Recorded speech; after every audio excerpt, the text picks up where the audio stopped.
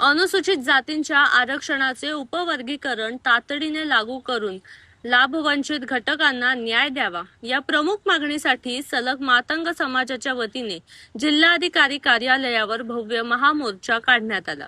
यावेळी समाज बांधव मोठ्या संख्येने उपस्थित असून यावेळी पदाधिकाऱ्यांनी सांगितले की 1 ऑगस्ट 2024 रोजी सर्वोच्च न्यायालयाने अनुसूचित जाती व अनुसूचित जमातींच्या आरक्षणांचे वर्गीकरण करण्याचा अधिकार राज्य सरकारांना असल्याचा ऐतिहासिक निर्णय दिला। या निर्णयामुळे सामाजिक न्यायाची संकल्पना अधिक प्रभावीपणे राबविण्याचा मार्ग मोकळा झाला आहे।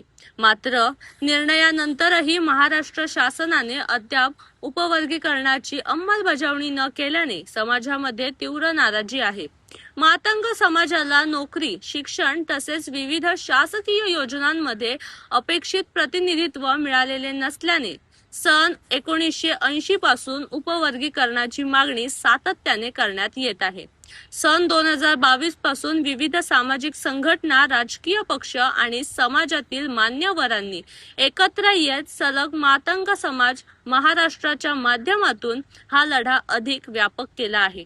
या आंदोलनाअंतर्गत जवाब दो आंदोलन, दवंडी आंदोलन आणि जन आक्रोश महाआंदोलन यासारखे विविध आंदोलनात्मक कार्यक्रम राबवण्यात आले। अहिल्यानगरमधील तमाम मातंग समाज, वाल्मिकी समाज, मादिगा समाज या सगळ्यांनी एकत्र येऊन मातंग समाजाच्या इथल्या सर्व पक्षातील नेत्यांचा यामध्ये सहभाग होता, सामाजिक कार्यकर्त्यांचा सहभाग होता आणि भव्य दिव्य असा या ठिकाणी आरक्षण उपवर्गीकरणाच्या समर्थनार्थ हा महामोर्चा या ठिकाणी निघाला। 5000 पेक्षा जास्तची संख्या आणि विशेष म्हणजे आज वयोवृद्धांपासून बालकांपर्यंत सगळे या महामोर्चामध्ये सहभागी झाले आणि 1 ऑगस्ट 2024च्या सुप्रीम कोर्टाच्या निर्णयानुसार डॉक्टर बाबासाहेब आंबेडकरांना अपेक्षित असलेल्या समानतेच्या ध्येयावर हे आरक्षण उपवर्गीकरण त्वरित जाहीर करावं असा ह्या मोर्चाचा खऱ्या अर्थानं आजचा आमचा अट्टहास होता आणि संपूर्ण महाराष्ट्रात अशा प्रकारचे प्रत्येक जिल्ह्यांमध्ये महामोर्चा निघत आहेत आणि समर्थनार्थ आज आम्ही कलेक्टरला भेटायला आम्ही सगळ्याच सर्वपक्षीय नेते,